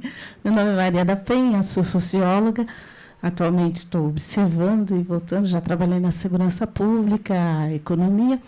Tenho vindo ultimamente da habitação e saúde, álcool e droga. Parabéns pela metodologia, né? Acho que fantástica, tanto do Luc quanto da professora também. Maravilhoso, porque a abordagem cognitiva, né? Ela está trabalhando com neurociência e está trabalhando com Jacques Delors também, né, que é os 4 pilares pela educação.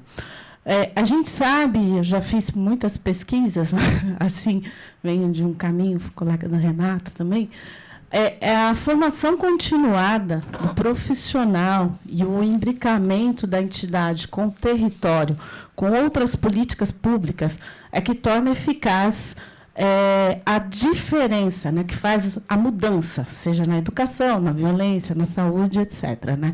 A minha pergunta é em relação à formação desses profissionais, principalmente no Complexo da Maré, considerando que é uma área difícil de urbanização. No Fórum de Urbanização de Favelas, a gente observou que não tinha muita capilaridade nem projeto de urbanização, então a área é precária também. A formação continuada, como é que ela consiste, né? E se existe uma participação da comunidade, porque não adianta você formar só o profissional ou de saúde ou deixar na mão do professor. Se a gente continuar discutindo política pública e jogando na mão do professor, ele só tem o GIS e 40 alunos em violência também. Seria basicamente essa. Agora, tem uma observação. Lá no período da manhã, foi falado sobre articulação social com a comunidade, citando apenas as igrejas. Não é. A gente precisa expandir isso. Um trabalho que eu fiz, uma avaliação em São Bernardo, a comunidade tem participado muito. Quando se fala área de lazer, participa socialmente, ela está participando somente das igrejas. E aí, um projeto de fomento para expandir a capilaridade da comunidade em outros setores que não somente a igreja. Tá? Mais um por um, melhor? Ou fazemos um bloco? Três e encerramos? Fica mais difícil.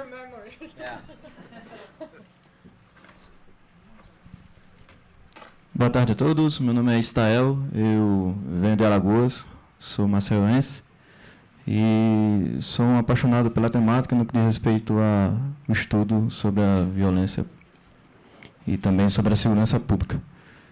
Minha graduação não é na área, eu sou gestor de pessoas, mas passei pelo Exército e lá me despertou o interesse na temática. E a pergunta é a seguinte, eu venho de um estado, assim como outros, mas na realidade que eu conheço, com esse problema agravado no que diz respeito ao recrutamento dos jovens e de crianças mesmo para o crime. Mas eu também vejo esforços isolados de ONGs, de pessoas, para ajudar esses jovens. Costumo ver na madrugada entidades, instituições, religiosas, que levam sopa, inclusive tem uma equipe de boxe que ajuda crianças.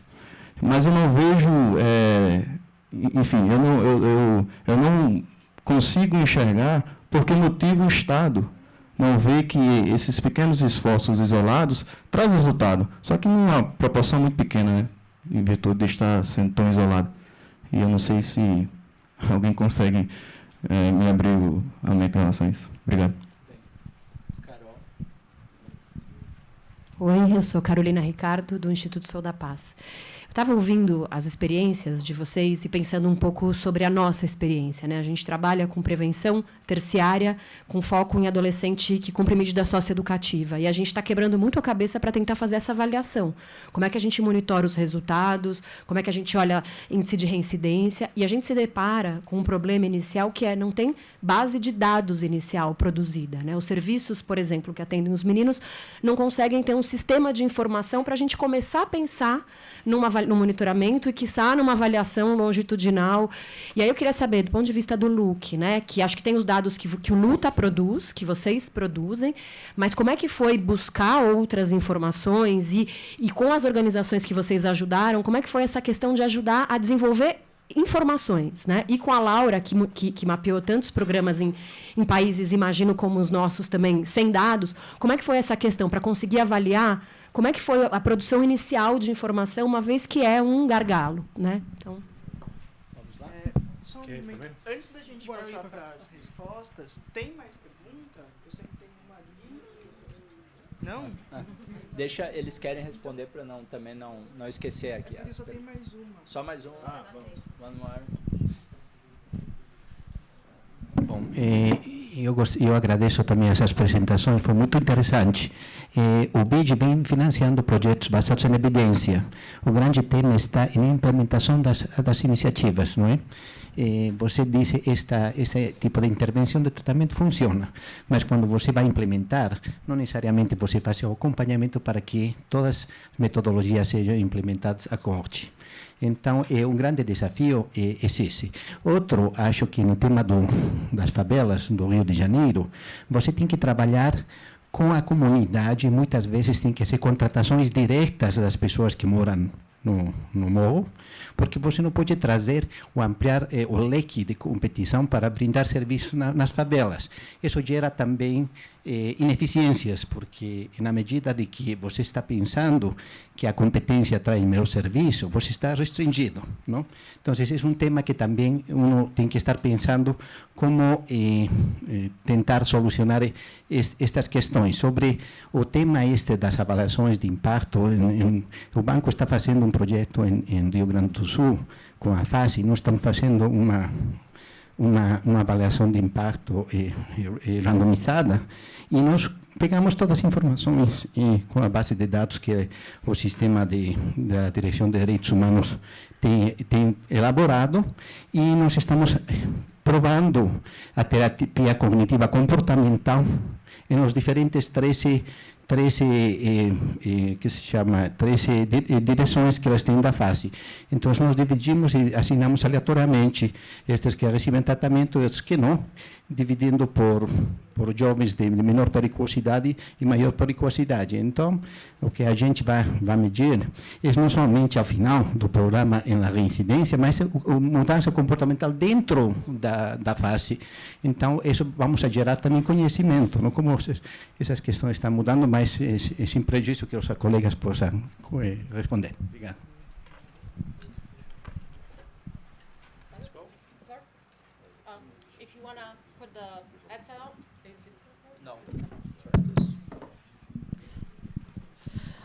So quickly, first of all, thank you so much for your question, and also for the patient with my language. Quickly, the community and the role of interdependence and a training of different, I guess, actors to interact. It takes a village.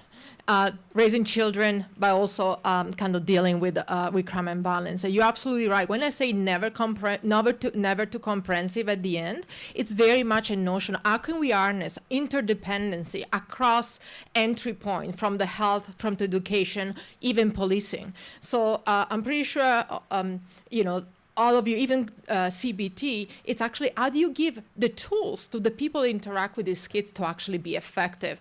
There are a few experiments, randomized controlled trial, there are no results in the US to deal with implicit bias. If I see a kids from the favelas, some people are already preconditioned to think it's going to be a trouble kid. So my disposition, whether I'm aware or not, I may already kind of be hyperactive. So the same way kids have automatic behavior, I see Roberto looks at me a little bit funny, and I think he's challenging me.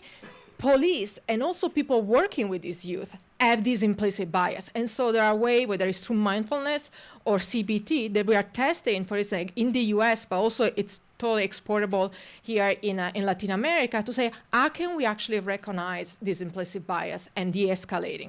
Other technique, de-escalation of conflict, conflict resolution, they're all extremely valuable. But as you said, we need to think about how to train and provide support. Quick notice on evaluation, don't think policy evaluation or impact evaluation, just something that gives you thumbs up, thumbs down. Think about it in terms of even failure can lead actually to a learning. I mentioned to the CBT, to the conditional cash transfer early. Or even think about it more as a policy design. So you as a politician want to know, is this option working better or the other option working better? So just literally, I know this seems like I'm doing an infomercial for a randomized controlled trial, but there is a sense in which it makes it cost effective. In terms of process evaluation, and the other things is like data and process evaluation. Most of our projects do process evaluation. You have a bunch of data that you actually, budget that you dedicated to process evaluation.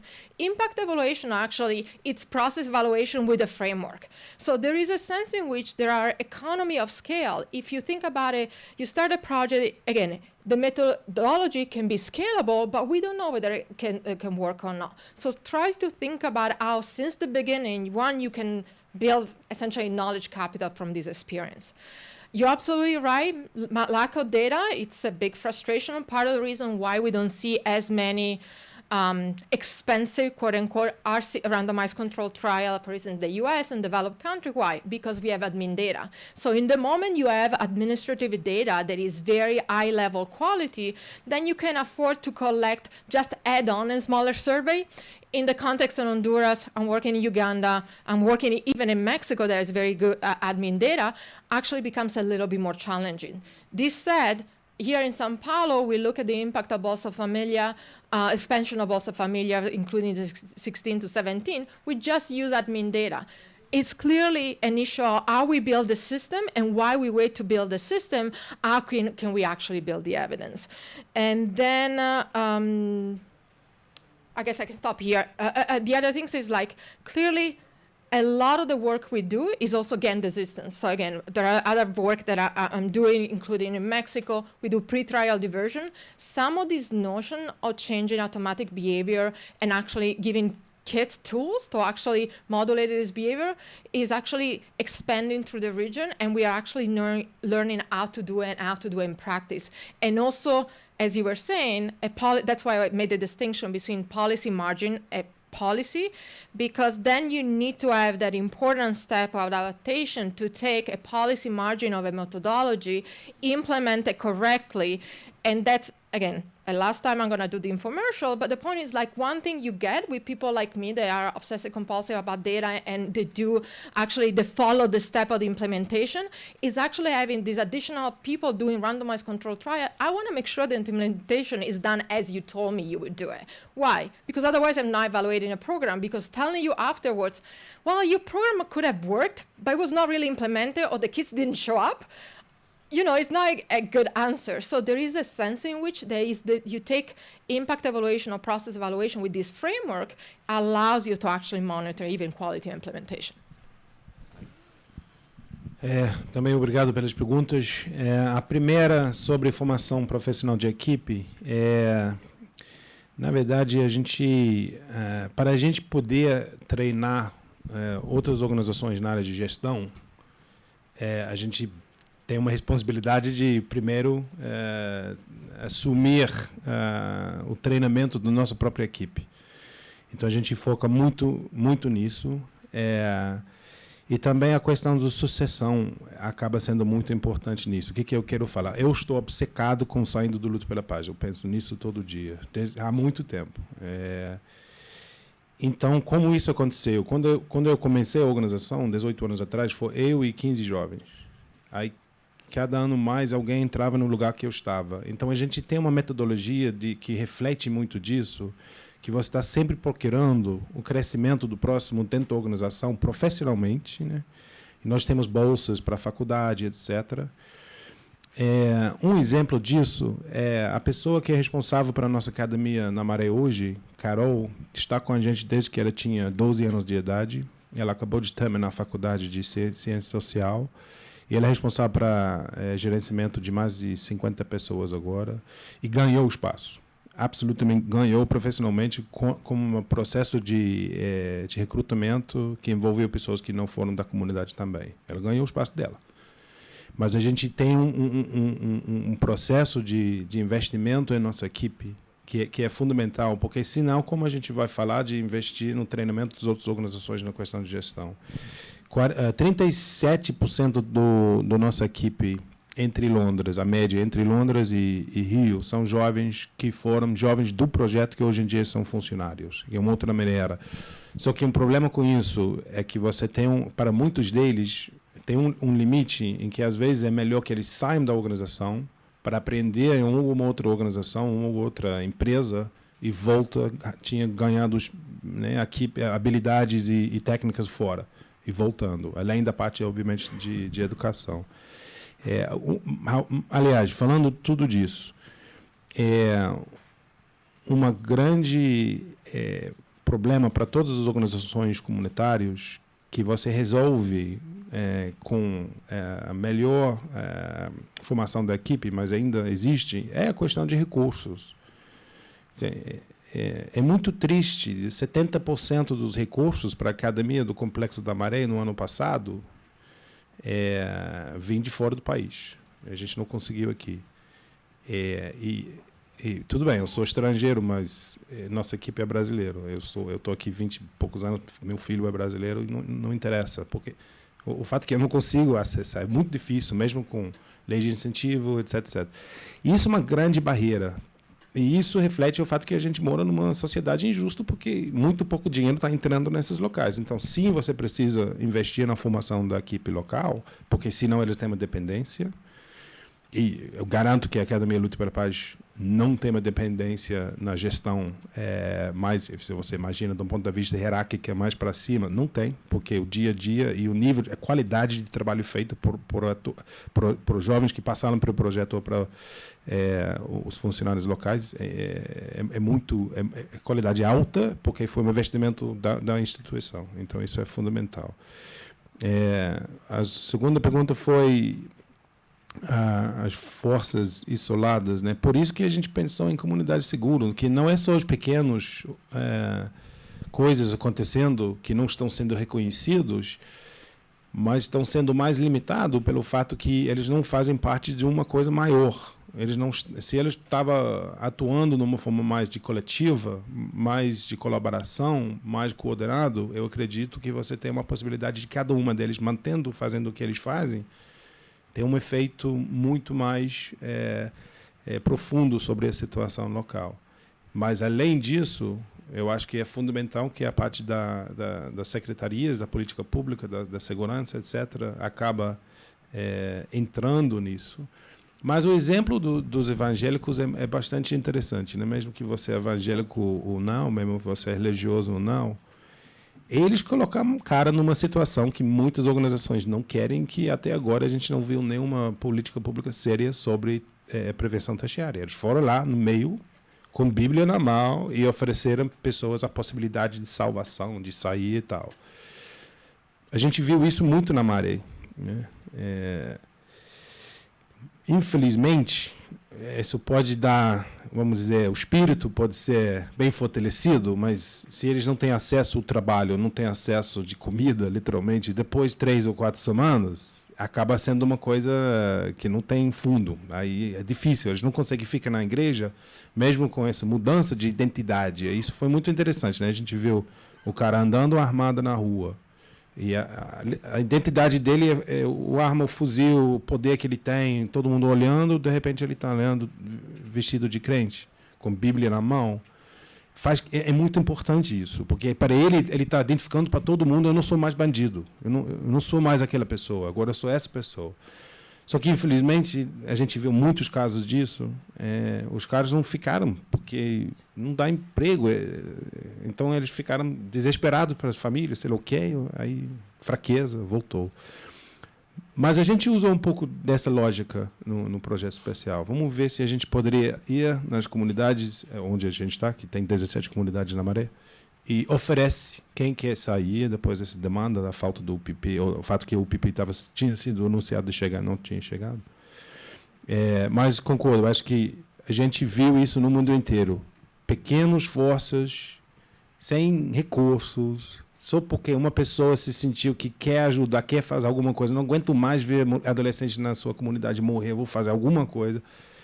Mas não tem nenhuma sistematização dessa em termos de apoio, em termos de alguma matriz que eles podem participar para que uma apoie o outro, porque eles têm financiamento e tal. Mas tem uma riqueza, eu acho,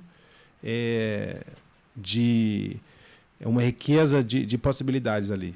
E por isso que a Comunidade Segura chegou nas nossas cabeças. Vamos unir todo mundo na mesma causa, com o mesmo objetivo, com a mesma visão. E outra pergunta sobre do Sol de Paz. Sou grande fã de Sol de Paz. Acho que seu trabalho é maravilhoso. E dados, uma boa questão. A gente faz duas coisas, né? A gente faz um processo de coleção de dados internos. Nós utilizamos um sistema chamado Upshot, que a gente pegou da Inglaterra.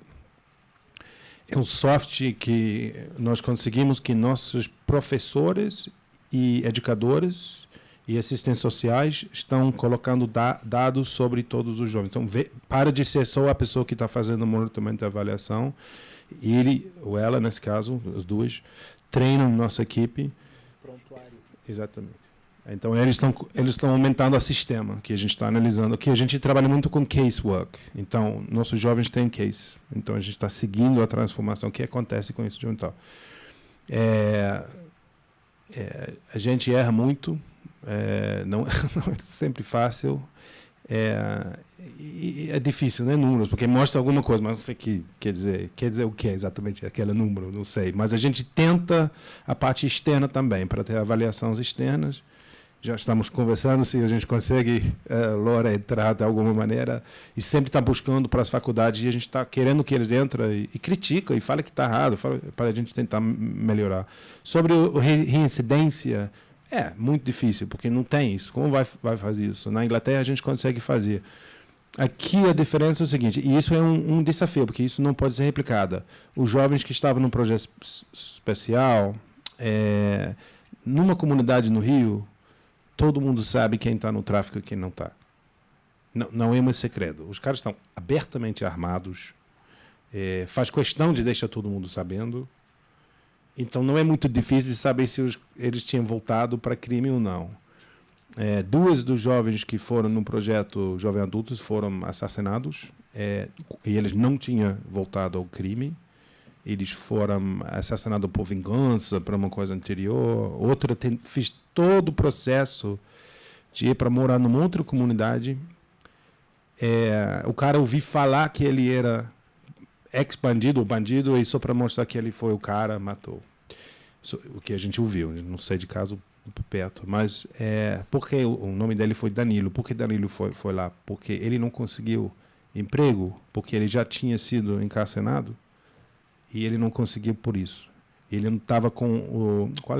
me desculpe que esse sistema brasileiro aqui não sei exatamente, mas você não tem direito de voltar em algumas situações depois de passar por uma cadeia durante um período de tempo, não sei. Então, como ele não teve isso, ninguém quis dar carteira assinada por ele. Ele foi oferecido 3 empregos por carteira assinada e não conseguiu os documentos para garantir esse emprego, e por isso foi morar em outro lugar. Então, você vê. Só 2 sugestões só que eu, no final, anotei aqui. Discussão do Fundo Nacional, o Daniel saiu aqui, mas, enfim, é uma oportunidade de ouro no Fundo Nacional de Segurança, esse novo, se nós vamos garantir verba para prevenção. Acho que esse é um assunto, prevenção baseada em evidência, um assunto muito importante. Não está boa a parte de prevenção no SUSP. Não sei se alguém olhou, não está boa, está mais do mesmo. Vale qualquer coisa. Se entrar em sala de aula e cantar, valeu, prevenção. Então, não tem outras partes que está bom o SUSP, a prevenção não. Então, e quem sabe o fundo, se a gente puder pegar 20%, 30% e para projetos certificados pela sociedade civil, quem sabe.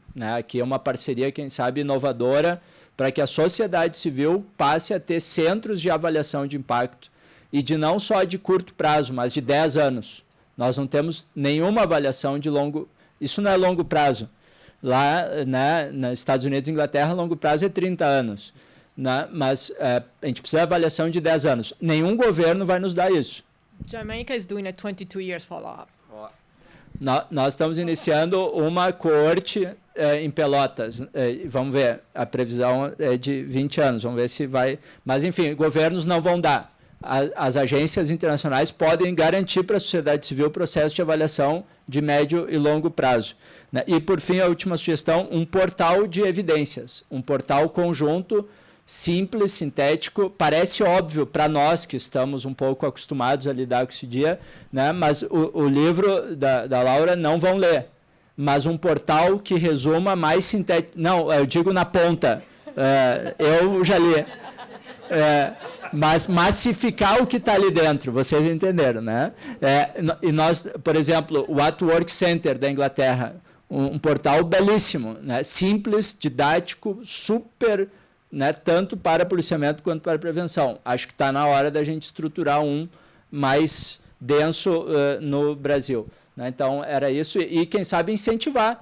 Eu acho que se a gente pagar, por exemplo, para 500 policiais R$2.000, eles fazem um experimento de hotspot policing, que nós não temos nenhum no Brasil. Sem pagar, talvez não tenha fidelidade, mas faz parte. A gente vai precisar criar essas ferramentas para a fidelidade dos métodos funcionarem. E a gente poder comprovar o que funciona e dizer o que não funciona, que é o que está aí ganhando espaço, né, no nosso país, e fazer esse debate técnico sobre o tema da política pública. Muito obrigado, então, a todas e a todos. Vamos para o coffee ou próxima mesa? Coffee.